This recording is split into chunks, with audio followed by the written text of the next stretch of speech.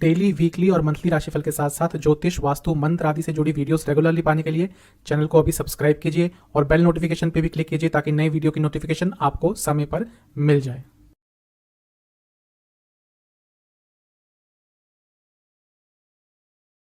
ओम गणेशाय नमः। ओम नमः शिवाय। मैं निखिल ज्योतिषाचार्य आप सभी का मेरे चैनल पे पुनः स्वागत करता हूँ। आशा करता हूँ आप सभी स्वस्थ होंगे। महादेव की कृपा आप सभी पर सदैव बनी रहे। यह वीडियो है वृश्चिक राशि के बारे में। वृश्चिक राशि की ढैया स्टार्ट हो गई थी 29 अप्रैल 2022 को, लेकिन दोबारा शनि महाराज वक्री हो गए थे 4 जून को और 12 जुलाई को वापस पतित हो गए थे और मकर में चले गए थे। तो उनकी जो ढैया थी वो बहुत कम समय के लिए रही थी, लेकिन ढैया दोबारा आएगी अगले साल जनवरी 2023 में। तो उससे पहले शनि महाराज जब वापस गए हैं और आपको आपकी ढैया से रिलीफ दिया है, तो एक मौका दे रहे हैं आपको समझने का कि आपको क्या क्या करना है जिससे जो ढैया का प्रभाव है वो थोड़ा कम रहे। इसके साथ ही इस वीडियो में बात करेंगे जो आपकी 2-2.5 महीने की ढैया जो बहुत शॉर्ट टाइम के लिए आई थी उसमें क्या क्या हुआ होगा आपके साथ। और इसके साथ ही वीडियो के अंत में एक बहुत ही महत्वपूर्ण उपाय है जो आप अभी से करना शुरू कर देंगे तो आपके लिए जब ढैया आएगी तो उसके प्रभाव, जो नकारात्मक प्रभाव हैं, वो थोड़े से कम होंगे। तो शुरुआत करते हैं वृश्चिक राशि के इस महत्वपूर्ण राशिफल का। सबसे पहले बात करेंगे जो आपकी ढैया आई थी 29 अप्रैल 2022 से, उसमें क्या क्या प्रभाव रहे होंगे। बात करेंगे कि जो ढैया 29 अप्रैल से चालू हुई थी तो उसमें क्या क्या प्रभाव रहे होंगे, क्योंकि ढैया की बात कर रहे हैं, ढैया, साढ़े साती, पनौती, जब इनकी बात करते हैं तो प्राथमिकता राशि को देनी चाहिए, चंद्र राशि को। तो 29 अप्रैल को आपकी ढैया शुरू हो गई थी। सबसे पहले तो आपने इमोशनल प्रॉब्लम्स को फेस किया होगा। भावनात्मक तौर पर, इमोशनल तौर पर बहुत सारी प्रॉब्लम्स आई होंगी। अपनों के द्वारा प्रॉब्लम्स आई होंगी, दूसरों के द्वारा प्रॉब्लम्स आई होंगी। जहाँ से भी आप एक्सपेक्टेशन रखते थे वहाँ से आपको दुख ही प्राप्त हुआ होगा। अपनों के साथ संबंध बिगड़े होंगे, स्पेशली घर के सदस्यों के साथ आपके संबंध बिगड़े होंगे और उनसे आप दूर चले गए होंगे भावनात्मक तौर पर। हो सकता है कोई लीगल इशू भी आपका इस 2-2.5 महीने में शुरू हुआ हो। ओवरऑल बहुत फ्रस्ट्रेटेड रहे होंगे। छोटी छोटी चीज़ें आपको परेशान कर देती होंगी, फ्रस्ट्रेट कर देती होंगी, और ये बाकी सारी चीज़ों पर भी एक नकारात्मक प्रभाव डालती होगी। क्योंकि चौथे स्थान में है राशि से, तो फैमिली प्रॉब्लम्स काफ़ी रही होंगी। घर में कुछ ना कुछ उथल पुथल चल रहा होगा, कलह का माहौल, झगड़े हुए होंगे, may be property related issues होंगे, मे बी मनी मैनेजमेंट से रिलेटेड कोई इशू हुआ होगा। जिन बातों को यूजुअली घर में अवॉइड किया जा सकता है वो बातें भी इस समय आपसे अवॉइड नहीं हो रही होंगी। आपकी माता जी की सेहत नीचे गई होगी, उनको कोई प्रॉब्लम हुई होगी, और आपका कई लोगों से ईगो क्लैश हुआ होगा। वो पर्सनल लाइफ में भी हुआ होगा, प्रोफेशनल लाइफ में भी हुआ होगा। ओवरऑल बहुत कंफ्यूज रहे होंगे। छोटी छोटी चीज़ें जो यूजुअली आपको कंफ्यूज नहीं करती थी, इस 2-2.5 महीने की ढैया में आपको कंफ्यूज करती होंगी। आपके व्यक्तित्व में एक स्लोनेस आ गई होगी। हर चीज़ें स्लो चल रही होंगी और आपको चीज़ें स्लो ही समझ आ रही होंगी। एक लेजीनेस, एक स्लोनेस आपके पूरे व्यक्तित्व में आ गई होगी इस 2 से 2.5 महीने की शॉर्ट ढैया के स्पैन में।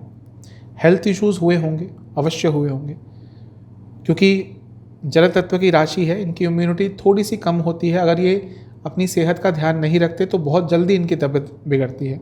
तो हेल्थ इश्यूज आए होंगे। जिनका चंद्रमा बहुत पीड़ित है वो इवन डिप्रेशन के स्टेज तक पहुंच चुके होंगे। हो सकता है कोई छोटा मोटा सा आपका एक्सीडेंट, छोटी मोटी सी इंजरी भी हुई होगी। ओवरऑल डिटैचमेंट की फीलिंग आई होगी।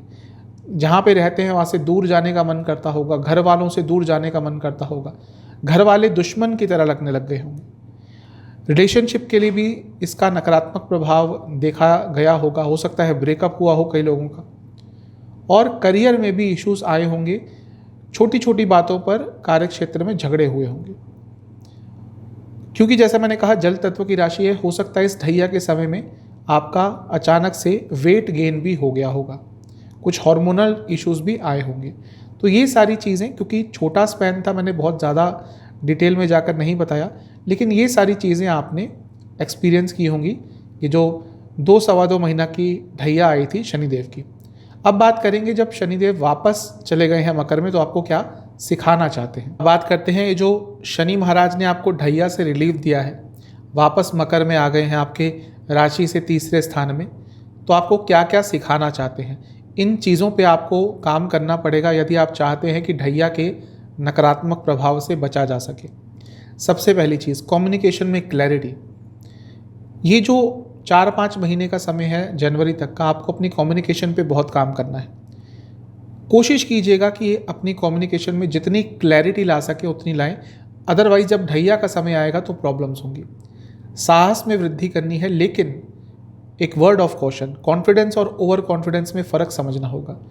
अगर आप इस समय अपने कॉन्फिडेंस और ओवर कॉन्फिडेंस में फ़र्क नहीं समझ पाए तो आगे चलकर प्रॉब्लम होगी। शनिदेव आपको यही बताने आए हैं कि इन दोनों में फ़र्क करें।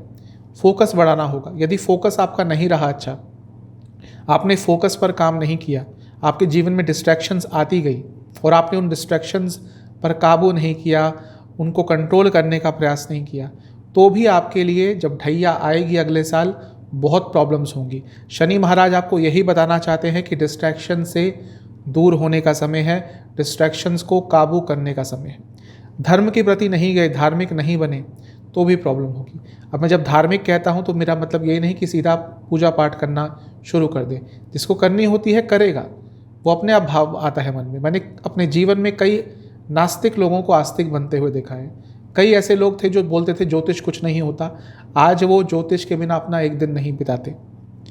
तो वो जब होना होता है तब होता है। लेकिन आपसे मैं कहूँगा थोड़ा अध्यात्म की तरफ, थोड़ा स्पिरिचुअलिटी की तरफ, थोड़ा पूजा पाठ की तरफ जाएंगे तो जब ढैया का समय आएगा तो आपके लिए अच्छा रहेगा। Precaution is better than cure. तो जब बुरा हो जाता है तब सब ज्योतिषों के पास आते हैं कि गुरुजी बताइए अब तो ये हो चुका है, वो हो चुका है। जब हम पहले कहते रहते हैं कि उपाय कर लीजिए, पूजा पाठ कर लीजिए, तब कोई नहीं करता। जब सब कुछ हो चुका है, सब कुछ खराब हो चुका होता है, तब आते हैं कि अब बताइए क्या करें। तो पहले से बता रहा हूँ, थोड़ा सा आस्तिक हो जाइए, थोड़ा सा पूजा पाठ की तरफ जाइए, ढैया का प्रभाव कम रहेगा। पिताजी से संबंध यदि बिगड़ गए थे, ठीक कर लीजिएगा, वरना ढैया का पीरियड आपके लिए बहुत प्रॉब्लमेटिक रहेगा। माता जी से भी संबंध बिगड़ गए होंगे। वैसे भी अपनी माता से संबंध बहुत अच्छे नहीं होते वृश्चिक राशि के जातकों के। तो यदि ऐसा चल रहा था तो उस चीज़ को ठीक कर लीजिएगा, प्रयास कीजिएगा। सेविंग्स पर ध्यान देना है, खर्चों से बचना है, सेविंग्स पर ध्यान देना है। फिजूल खर्चों से बचना है आपको। अपने इनकम के सोर्सेज को बढ़ाने का प्रयास कीजिएगा। ढैया का पीरियड अनिश्चितता भरा रहेगा जो 2023 से शुरू होगा। अगर सेविंग्स होगी, इनकम के सोर्सेज बड़े होंगे तो ठीक से निकल जाएगा, वरना कहने को अच्छा लगता है कि पैसा कुछ नहीं होता। जिस टाइम पैसा नहीं होता उसी टाइम उसकी वैल्यू पता चलती है। लॉन्ग टर्म प्लानिंग का समय है। ये जो 4-5 महीने हैं, ये सोच के चलिएगा अगले 5 साल में क्या करना है। अगर कुछ नहीं बनता है आपका काम, अगर कोई प्रॉब्लम आती है, तो क्या आपके पास option B, option C, option D है? इस चीज़ पर विचार कीजिएगा। खर्चा कम करना है, जैसे मैंने बता चुका हूँ। किसी पे भरोसा ज़्यादा नहीं करना, ये कमी होती है इनकी, वृश्चिक, इवन लग्न, इवन राशि के जातकों की। ये बहुत जल्दी भरोसा कर लेते हैं और वहीं पे धोखा खाते हैं। पैसा किसी को उधार पे मत दीजिएगा, इन 5-6 महीनों में वापस नहीं आएगा। और अपने दोस्तों का सर्कल, अपना सोशल सर्कल भी थोड़ा ठीक कर लीजिए। ऐसे कई लोग होते हैं इनके सर्कल में जो इनका फ़ायदा उठाने के लिए इनके साथ होते हैं, और जब ज़रूरत का समय आता है तो वो पीठ दिखा देते हैं। तो अपने दोस्तों को चुनिए। ये सारी चीज़ों पर आपको काम करना है। अगर आपने इन सब चीज़ों पर काम किया तो जो ढैया आएगी उसका नकारात्मक प्रभाव नहीं होगा। अब बात करते हैं आपके लिए एक महत्वपूर्ण उपाय की। आपको क्या करना है, जब भी वीडियो देखें तो किसी भी हनुमान मंदिर में जाकर कुछ सुंदर कांड की पुस्तकें और कुछ हनुमान चालीसा की पुस्तकें वहाँ पे दान में देके आएँ। कई लोग आते हैं, पढ़ते हैं, तो वहाँ पे उनकी ज़रूरत होती है। कोई भी ले लीजिएगा, गीता प्रेस की बहुत सस्ती आती है, वो ले लीजिएगा। और जितनी दान कर सकते हैं उतनी कीजिएगा, जितनी आपकी क्षमता है। इसके साथ ही आपको 3 मंगलवार कॉन्जिक्यूटिवली लगातार बजरंगबली को मीठे पान का भोग लगाना है, एक नारियल अर्पण करना है, और फिर वहीं बैठकर आपको हनुमान चालीसा का 3 बार पाठ करना है, और फिर दक्षिणा भी अर्पण करके आइएगा। ये चीज़ कर लीजिए। आपके लिए जो ढैया है, जब उसके समय आएगा मैं वीडियो अलग से बनाऊंगा, लेकिन जो ढैया है उसके नकारात्मक प्रभाव बहुत हद तक कम हो जाएंगे, जो आने वाली ढैया है। आशा करता हूँ ये वीडियो आपके काम आएगा। चैनल पे नए हैं, सब्सक्राइब कीजिए, वीडियो को लाइक कीजिए। मिलता हूँ अगली वीडियो में, तब तक के लिए ओम नमः शिवाय।